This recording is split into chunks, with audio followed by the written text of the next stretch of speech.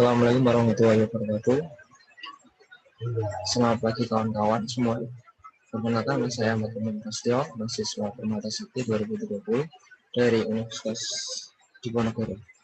Nah, untuk kali ini saya akan menjelaskan mengenai konsep dan contoh kasus kejahatan kebiasaan yang ada di Indonesia khususnya. Nah, ini ada yang pertama adalah hasutan. Nah, hasutan sendiri dalam secara umum itu tindakan menghasut yang diatur dalam pasal 160 KUHP yang berbunyi barang siapa di muka umum dengan lisan atau tulisan menghasut supaya berbuat pidana, melakukan kekerasan terhadap penguasa umum atau tidak menuruti baik ketentuan undang-undang maupun perintah jabatan yang diberikan berdasarkan ketentuan undang-undang, diancam dengan pidana penjara paling lama 6 tahun atau pidana denda paling banyak Rp4.500. Nah, contoh kasusnya sendiri ini ada, saya melanjutkan yang kemarin demo mengenai kami. Ini ada sedikit menarik dari foto gambar ini, bahwa hasutan sendiri itu sering terjadi di demo. Nah, karena kasus hasutan sendiri itu sangat riskan, sangat paling bahaya saat jadi di demo, karena ketika satu orang bisa terhasut, maka orang lain pun yang lain bisa menghasut. Nah, ketika di demo itu ketika satu orang bisa menghasut orang lain, yang akan hasutan itu akan disampaikan. Nah, contoh kasus lagi ada yang di Semarang. Nah, di Semarang kemarin yang mengenai demo Omnibus Law itu diduga ada beberapa hasutan dari oknum untuk melakukan tindakan represif pada petugas kepolisian. Ini sangat bahaya sekali ketika hasutan itu berbau dengan kekerasan, bisa menimbulkan korban jiwa, karena hasutan sini itu sifatnya sangat tidak baik untuk orang lain. Nah, ada lagi kasus kejahatan ada konspirasi. Nah, ini ada konspirasi. Kalau menurut KBBI, konspirasi adalah istilah atau persekongkolan atau tindakan turut atau serta berkomplot melakukan kejahatan, kecurangan, dan sebagainya. Nah, jika ditarik kesimpulan, konspirasi adalah tindakan yang disepakati oleh seseorang dengan orang lainnya yang hakikatnya adalah merugikan orang lain. Contohnya adalah teori konspirasi ini, seperti pada gambar ini. Teori konspirasi bumi itu data. Teman-teman sudah tahu bahwa secara teori ini sangat-sangat tidak masuk akal. Nah, konspirasi ini tujuannya untuk merugikan orang lain. Ada juga bahwa teori konspirasi yang timbul di pandemi sekarang ini. Apa itu? Salah satu teori konspirasi corona sekarang ini adalah bahwa corona sekarang tidak dalam panas. Nyatanya di Indonesia, bahwa sebelum munculnya corona di Indonesia, orang Indonesia berpendapat bahwa corona itu tidak dalam panas. Jadi pasti ketika corona di Indonesia mati, virusnya mati, dan sebagainya. Nah, tapi nyatanya bahwa di Indonesia sendiri corona bisa berkembang sampai sekarang dan bisa memperluas. Nah, ini salah satu bentuk konsep dari konspirasi itu sendiri. Next, ujaran kebencian. Nah, ini ada yang menarik untuk ujaran. Nah, untuk kejahatan kebiasaan sendiri sering terjadi itu ada ujaran kebencian. Nah, ujaran kebencian ini menurut Konkavar itu tahun 2013 itu menyebutkan bahwa Ujaran kebencian merupakan perkataan yang mendorong kebencian yang dapat digambarkan secara sebagai rasis, diskriminatif agama, xenofobia, homofobia, transfobia, heteroseks, nasional etnis, kesadaran status sosial, kesadaran status ekonomi, dan diskriminasi menurut kecacatan mereka. Masalah kesehatan, gaya berpakaian, tim olahraga, dan lain itu seringkali dijadikan sebagai bahan dari ujaran kebencian. Nah, salah satunya adalah ini. Ujaran kebencian itu beda dari beberapa yang lalu. Ujaran kebencian yang disampaikan oleh Gus Nur Muhammad pada salah satu ormas masyarakat yang pertama sempat menjadi trending yang viral di masyarakat umum.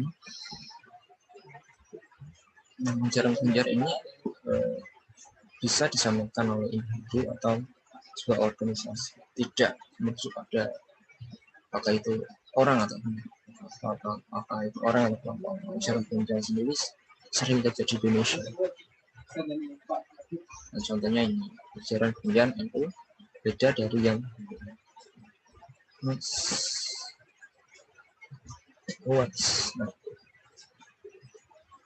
hoax atau berita bohong, atau salah satu bentuk kejahatan biasa juga ada hoax dan berita bohong.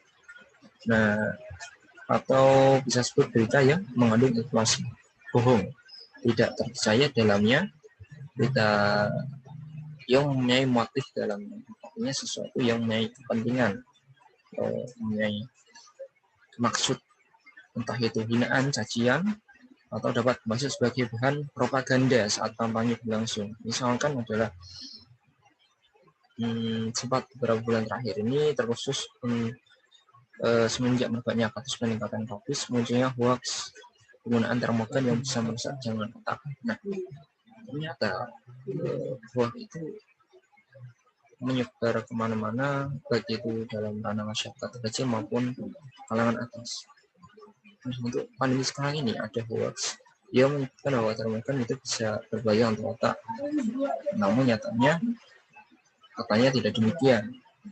Nah, itu sangat tujuannya itu bisa sebagai propaganda, bisa sebagai kadang agar termogan ini tidak laku atau gimana. Nah, ini adalah salah satu bentuk hoax yang disampaikan oleh seseorang untuk menyebarkan berita bohong yang tujuannya untuk maksud tertentu. Lanjut, penghinaan. Nah, ada penghinaan. Penghinaan di sini kalau menurut KBBI itu berasal dari kata hina yang berarti rendah kedudukannya. Kedudukannya rendah, pangkatnya itu atau martabatnya keji, tercela, tidak baik tentang perbuatan atau kelakuan. Nah, untuk contohnya sendiri ada ini. Nah, ada tokoh muslim yang tentang penghinaan yang penghinaan. Nah, beberapa minggu yang lalu memang sering terjadi kasus penghinaan di luar negeri khususnya. Nah, mungkin Islamofobia atau yang lain sebagainya.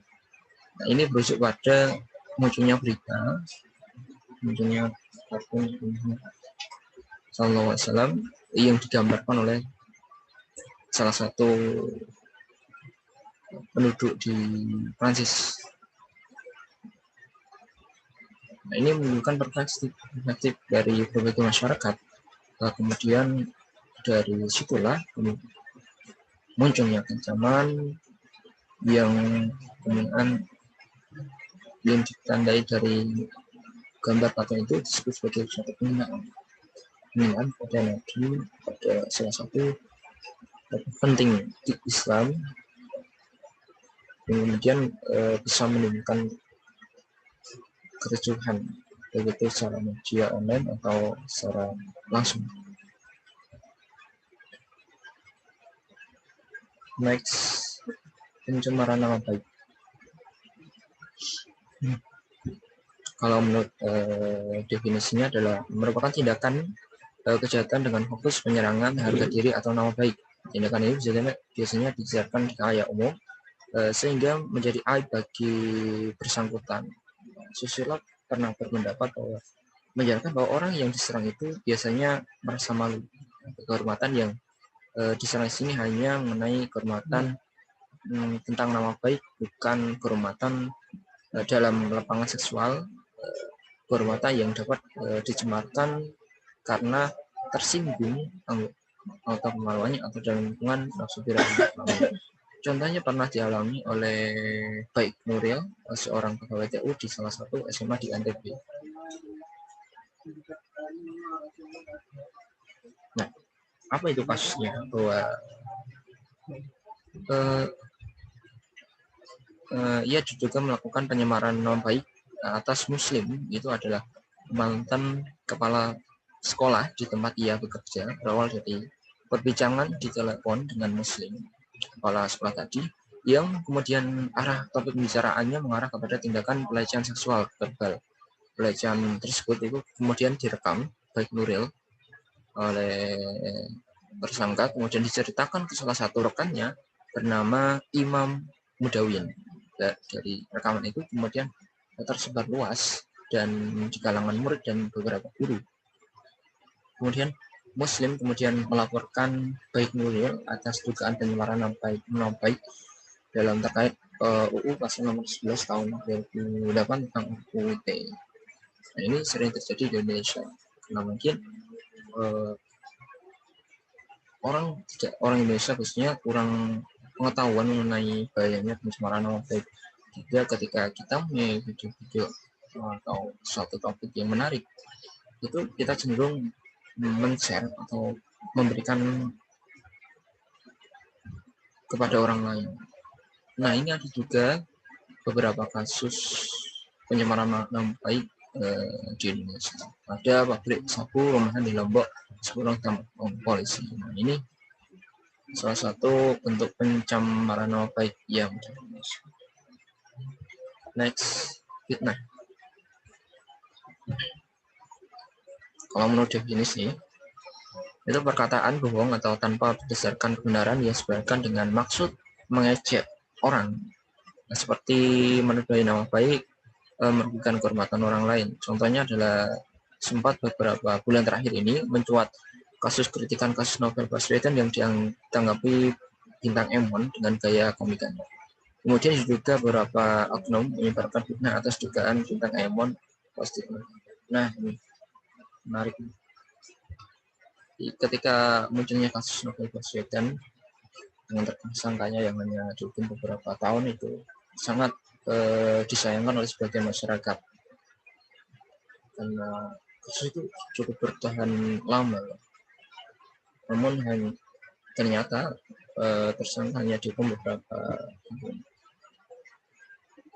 Nah, kemudian muncul dari komika dengan gaya khas lawakan bintang Emon yang kemudian sedikit memberikan sentilan kepada salah satu tersangka yang dihukum dengan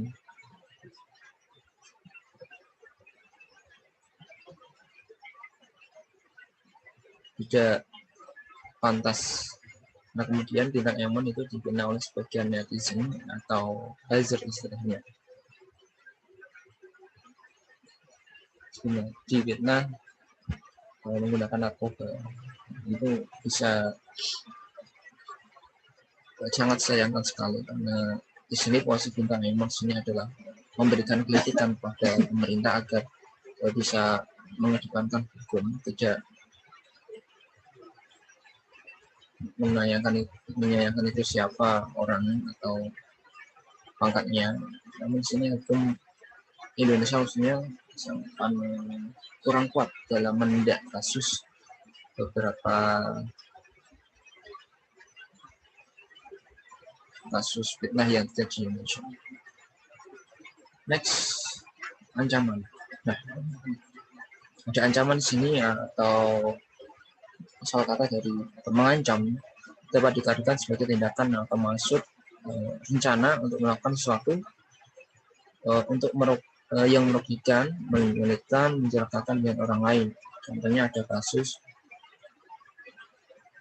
Presiden Jokowi diancam dibunuh polisi beberapa. Nah, ini ada berita dari Suara.com.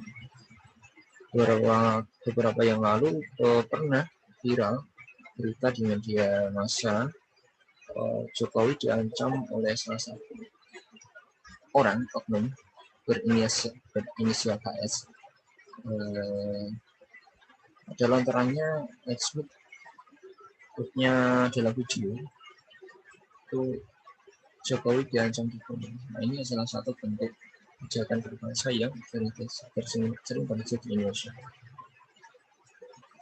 Penyuapan. Nah, setelah penyuapan maka bisa diartikan sebagai penyogokkan. Menurut Solan dan Piarsma tahun 2015 berpendapat bahwa tindakan memberi seseorang barang berharga dengan maksud untuk mendorong orang tersebut untuk bertindak dengan cara tertentu dalam kapasitasnya, dalam luar kapasitasnya. Salah satu bentuknya ini kasus ekspor ini dokter sudah sembuh saat ini dicabut aturan subsidi. Ini kalau dilihat dari kasusnya memang suap ini sering terjadi pada orang-orang yang memiliki kekuasaan, entah itu presiden, menteri, bupati, gubernur, dan lain sebagainya. Orang yang sering terjadi kasus penyuapan itu sering terjadi pada karena orang yang memiliki kekuasaan atau mengambil kebijakan. Ada kasus beberapa minggu yang lalu, tepatnya 26 November, beberapa hari yang lalu tepatnya. Nah, kasus suap ekspor benih lobster juga tersium saat itu pada cabut dalam sisi positif. Nah, kasus ekspor ini, kasus suap ini mungkin dilakukan oleh orang oknum tertentu untuk melancarkan keinginan untuk melakukan suatu maksud agar ketika mengambil kebijakan tersebut disuap, itu bermaksud untuk agar keinginannya itu agar dicapai, itu agar mencapai keinginan, entah itu dalam perdagangan atau dan lain-lain. Terutama soal ada lagi contoh kasus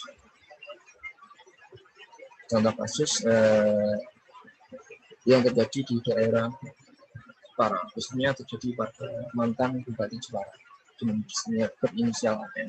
Nah, untuk kasus suap ini terjadi ketika AM sendiri, mantan Bupati Kabupaten Jepara itu menyuap hakim di Pengadilan Negeri Semarang atas dugaan penyalahgunaan dana bantuan politik salah satu partai di Kabupaten Jepara tahun 2011 dan 2012.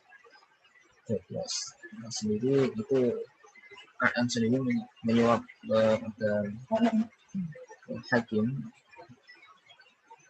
tidak melanjutkan kasusnya karena sini penyuapan terjadi ketika AM sendiri itu tersangkut kasus dugaan penyalahgunaan dana politik. Oke, next, kesaksian palsu. Kesaksian palsu atau lebih dikenal sebagai sumpah palsu atau keterangan palsu.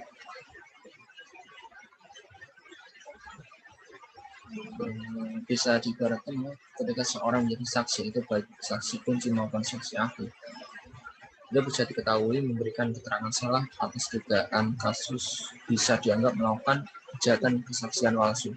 Ketika orang saat bersedekan saksi khususnya memberikan kesaksian yang juga mengandung kesaksian palsu, itu bisa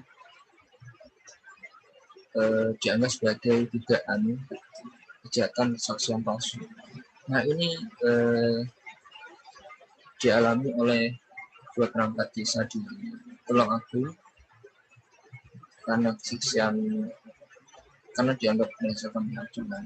Ada juga kasus Miriam S. Haryani yang dihukum dengan 8 tahun penjara atas terpidana yang dianggap dengan sengaja memberikan keterangan yang tidak benar saat bersaksi pada kasus IKTP beberapa tahun yang lalu. Ini sering terjadi di Indonesia kan. Mungkin untuk melancarkan maksud untuk agar tidak terkenal hukuman terdakwa, maka kesaksian palsu sangat banyak terjadi untuk kalangan saksi ahli maupun saksi kunci.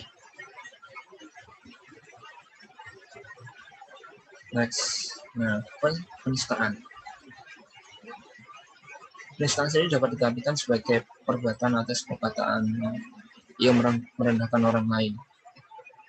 Contoh kasus ini ada dugaan penistaan agama oleh Kasatganda CS diproses.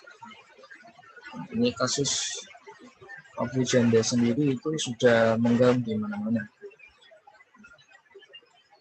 Atau kita juga kenal yang dialami oleh mantan Gubernur DKI Jakarta. Pernah juga terkena kasus dugaan penistaan agama saat menjadinya di Pulau Pramuka beberapa tahun yang lalu. Ia diduga melakukan penistaan agama kaitannya dengan kampanye terselubung dan penistaan agama dengan membawa embel-embel surat NKRI Indonesia. Kemudian dari peristiwa itu muncul demo jilid-jilid ya, 1, 2, 1 dan lain-lain. Kemudian masyarakat Indonesia, kemudian ormas pun bereaksi dengan melakukan demo besar-besaran. Nah itu dia presentasi dari saya. Wassalamualaikum warahmatullahi wabarakatuh. Terima kasih.